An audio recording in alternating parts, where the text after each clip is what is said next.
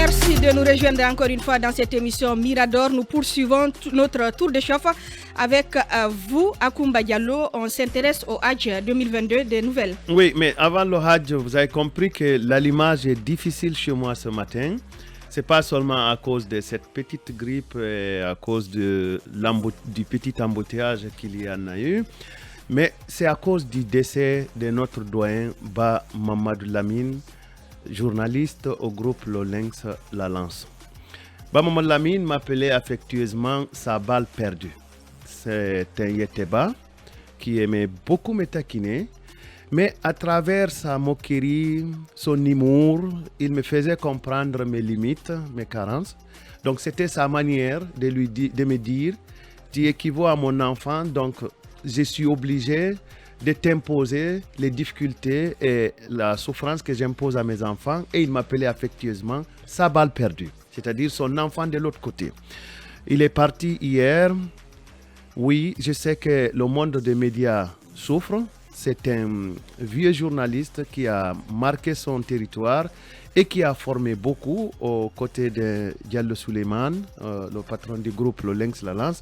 J'aimerais bien qu'on accepte mes sincères condoléances parce que je ne les adresse pas à Pita, sa ville d'origine, mais à toute la Guinée et à toute la famille des médias. C'est quelqu'un qui ne cachait pas ses prises de position et parfois certaines de ses prises de position me faisaient trembler. Mais ce que j'aimais surtout chez lui, c'était d'être héritier de son titre de grand reporter. Ba Mamadou Lamine, tu es parti sans nous dire au revoir, c'est une loi fatale de la nature, nous passerons par là. On a beau exorciser la mort, mais elle nous surprend toujours, quelle que soit notre prudence. Dors en paix. Nous présentons donc toutes nos condoléances à la presse guinéenne. Sur le même sujet, il y a également Azoka qui a côtoyé l'homme, qui a fait un petit témoignage sur les réseaux sociaux qu'on peut reprendre rapidement.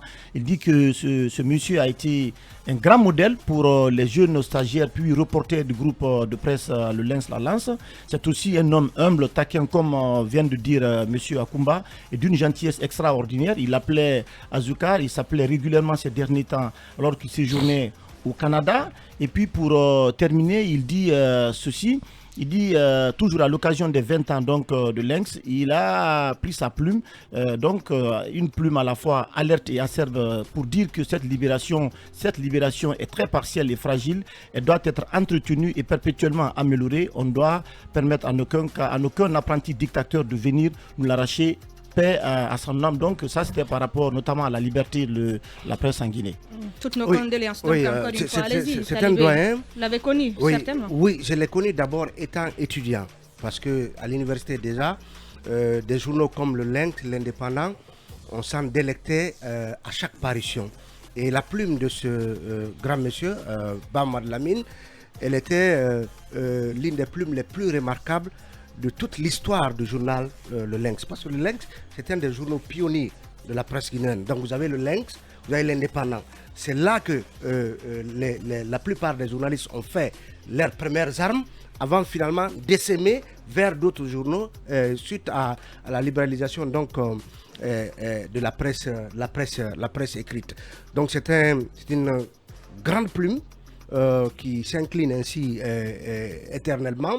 Et il avait cette particularité que quand il faisait un papier, du début à la fin, il vous tenait en haleine, il vous saisissait, vous n'avez pas envie de quitter son papier.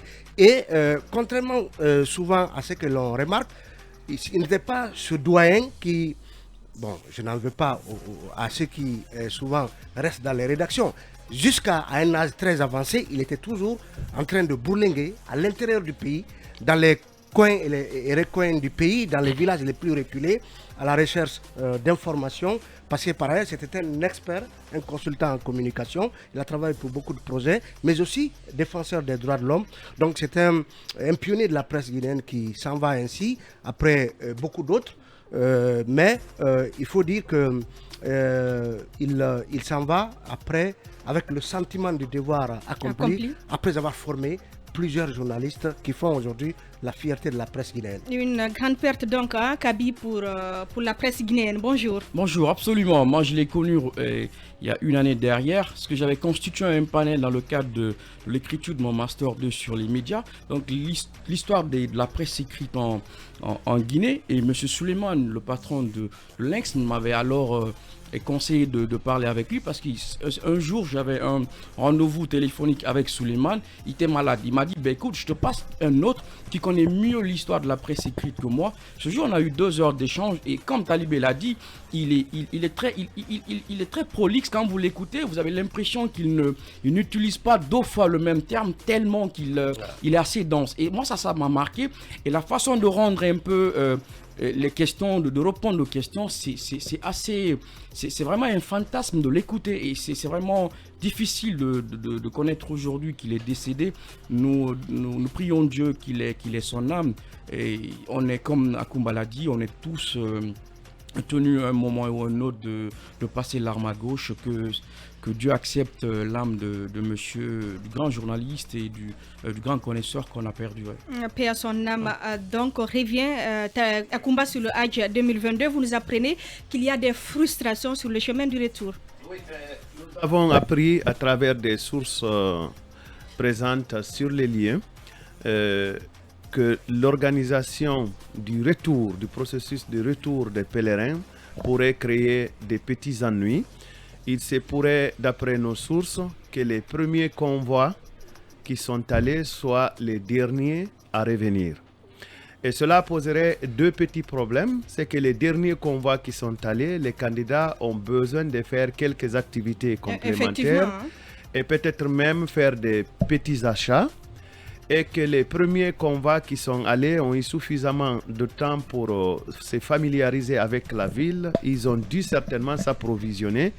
Mais une source officielle auprès du secrétariat général aux affaires religieuses nous a confié que ce n'était pas vrai, que c'est faux, que le premier convoi pourrait regagner la Guinée probablement le 18 juillet prochain.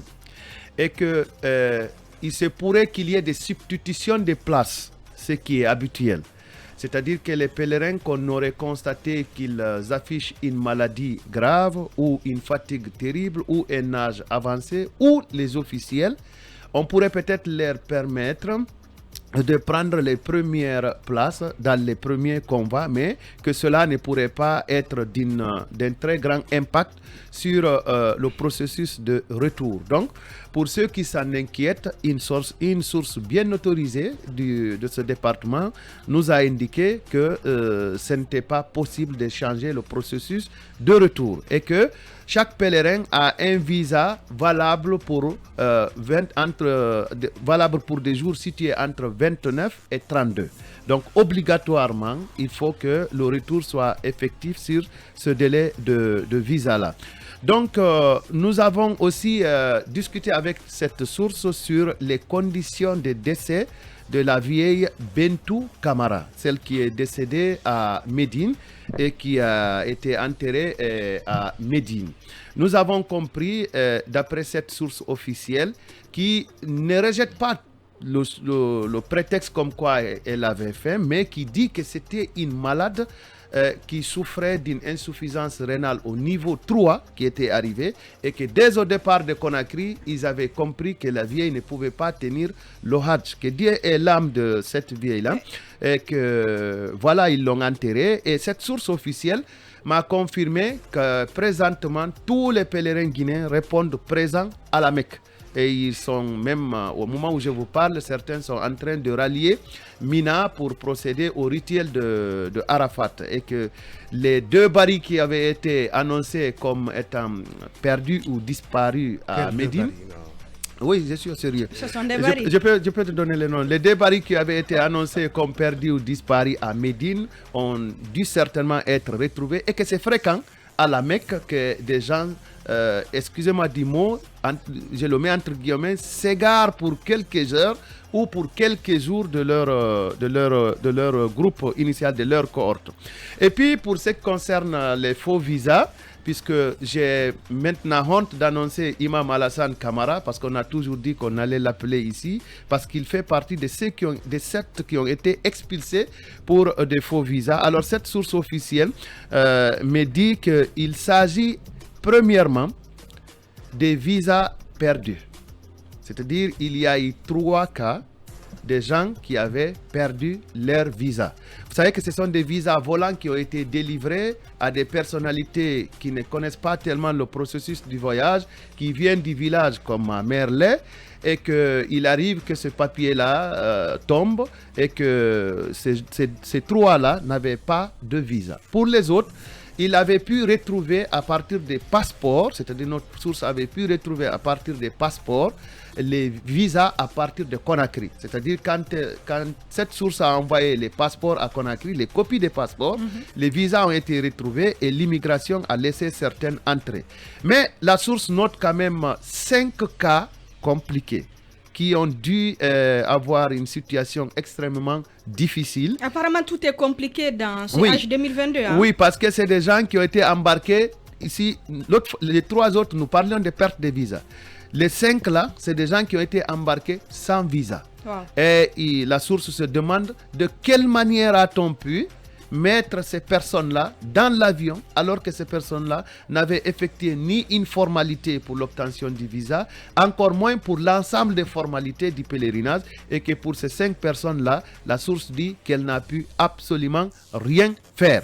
Alors, ce qu'on peut demander, disons, sur la base de ce que nous avons collecté auprès des pèlerins et auprès de certaines sources officielles, c'est que le processus de retour soit organisé comme c'était prévu, et que au moins que pour ce retour-là, que nos candidats, que nos pèlerins ne souffrent pas comme ils en avaient été. Sur l'alimentation, la source reconnaît qu'il y a eu des difficultés à Médine, des difficultés liées au non-respect des cahiers de charges de certains restaurateurs, mais que cela a changé à la Mecque, et je peux aussi confirmer que ça a dû changer à la Mecque, parce que à la Mecque, ils ont changé certains opérateurs, certains restaurateurs, certains traiteurs, et que certains pèlerins se plaignent de n'avoir pas reçu de ristournes. Il dit oui, c'est normal, parce que cette fois-ci, les autorités saoudiennes, en accord avec les autorités guinéennes, ont décidé que les $400 de ristournes seront utilisés pour l'alimentation des pèlerins. Donc les pèlerins ne déboursent pas normalement pour acheter à vivre, mais ils n'auront pas ces $400 parce que c'est des $400 qui ont été versés par avance. Et pourquoi la nourriture manquait? La source m'a dit que la nourriture, effectivement, ça manquait. Parce que le Guinéen est prompt à prendre 3, 4, 5 plats et mettre en sac, partir avec dans son hôtel. Akumba. Oui, ça a été quand même un peu vérifié. Hein. Et cette source a dit, elle a été même obligée elle-même de se confondre aux pèlerins pour savoir que c'est vrai, la plainte des restaurateurs était justifiée. Qu'elle a vu quelqu'un prendre 3 plats, elle lui a dit, ben, qu'est-ce que vous allez faire avec les 3 plats? Que l'intéressé lui a répondu, c'est toi qui as payé mon ticket pour être là. Et finalement, l'intéressé m'a dit, il était obligé de se présenter au pèlerin pour dire, tu n'as droit qu'un seul plat. Tu as pris 3, ça veut dire que tu vas priver 3 autres. Et la source me dit que généralement les plats, les derniers restaurateurs avec lesquels ils ont conclu des accords, c'est qu'il y a toujours 10% de plus sur les plats, pour que si quelqu'un prenait 4 ou 5 plats, que cela ne joue pas sur le nombre de prévus. Bref, il y a des difficultés, mais espérons qu'ils ne vont pas encore davantage exposer nos pèlerins à la Mecque pour qu'ils soient objets d'expulsion dans leurs hôtels. Alors, Talibé, sur ce cas de décès, une chose quand même a attiré mon attention. Akumba nous parle d'une femme qui souffrait d'insuffisance rénale. Comment on a pu permettre à une telle personne de se rendre à la Mecque? Il y a quand même des questions à se poser. Absolument, des interrogations, puisque... Parce que quand on souffre d'insuffisance rénale, on doit avoir des séances de dialyse. D'autant que, c'est une question pertinente, d'autant que les candidats pèlerins sont soumis à des examens médicaux. Et quand quelqu'un souffre d'insuffisance rénale... La mienne a fait 9 jours de suivi médical. De suivi médical. Donc, quand quelqu'un souffre d'insuffisance rénale... C'est à moins de 2 séances par semaine. Et de niveau 3, ça veut dire que déjà, la personne était dans un état plus ou moins critique qui l'exposait justement à des risques si elle devait se retrouver dans un voyage aussi pénible que le pèlerinage. Et donc, c'est le lieu d'interroger justement les examens, les contrôles médicaux qui sont faits pour permettre aux candidats pèlerins d'être admis à effectuer ce voyage. Et parce que ce n'est pas compréhensible que il faut bien, c'est bien d'aller au pèlerinage, mais lorsque vous y risquez votre vie, je pense qu'il faut renoncer à ce voyage. D'autant qu'on avait aussi prévu limiter l'âge à 65 ans. Donc, toutes ces mesures-là visent à faire en sorte qu'il n'y ait pas des cas comme ça qui surviennent sur les lieux saints de l'islam. Et ça, il faut le corriger. Il faut peut-être davantage resserrer les conditions de réalisation de ces examens médicaux. Et c'est pourquoi ce n'est pas... parce qu'on a eu l'impression qu'il y a une certaine improvisation.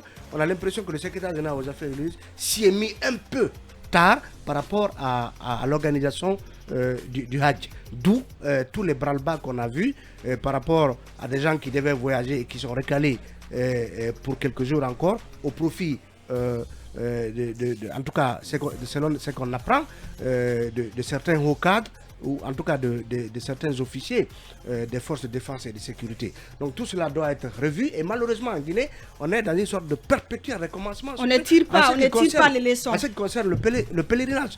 Donc Akoumba se satisfaisait quand même du fait d'avoir retrouvé, selon lui, les 2 barils qui se sont perdus en tout cas à la Mecque.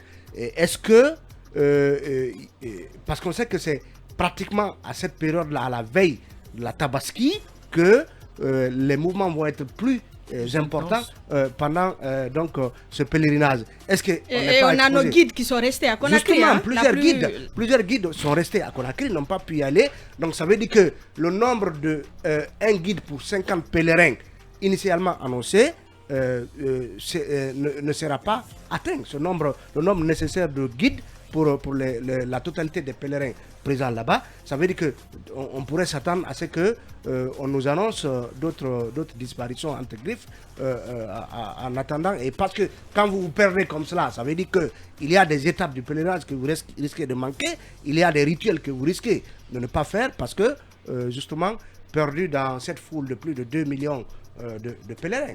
C'est un peu cela. Alors, Kaby, j'ai envie de dire qu'est-ce qu'on fait bien dans ce pays. Non mais, finalement, pour rester un peu dans le sujet, je ne sais pas si le secrétariat général des affaires religieuses est fait dans la sensibilisation auprès des parents et les fils qui envoient leurs parents à la Mecque, de leur dire que lorsque votre maman ou votre père a atteint un certain âge, que ça ne sert à rien de l'amener mourir parce que c'est assez périlleux je veux dire, c'est assez périlleuse plutôt les tâches que l'on accomplit à la Mecque, au pèlerinage. Lorsque vous avez un âge avancé, c'est difficile de pouvoir supporter. Je pense que, je ne sais pas si le secrétariat le fait pour conseiller les gens, les sensibiliser à dire et c'est pas tout à fait bien de les emmener quand ils ont atteint un âge. Mais pour certains, le rêve, c'est de mourir là-bas. Hein. Il y a ça aussi. Donc, oui, il ne faut pas l'occulter. Bon, la tradition islamique dit souvent, je ne sais pas si c'est vérifié pour tout le monde, mais ça dit souvent que ceux qui meurent pendant le pèlerinage sont comme ceux qui meurent sur le chemin du djihad. Bon, les 2 barils sont des barils, mais ils ne sont pas des Fitanyogo. Hein. Ils ne sont pas des Koumi. Alors, les 2 barils, pour être rapide, il s'agit de M. Modi Amirou Bari. Hein. Pour que tu sois sûr qu'il est des Bari, il est de Kindia. Et Adjidiatou Bari, elle est de Mali Centre. Donc tu peux rester tranquille, ce ne sont pas des Bari de Koumi. Non, il n'y a plus de peur que de mal, puisque finalement on les a retrouvés. Oui. C'était donc notre tour de chauffe. Mirador continue.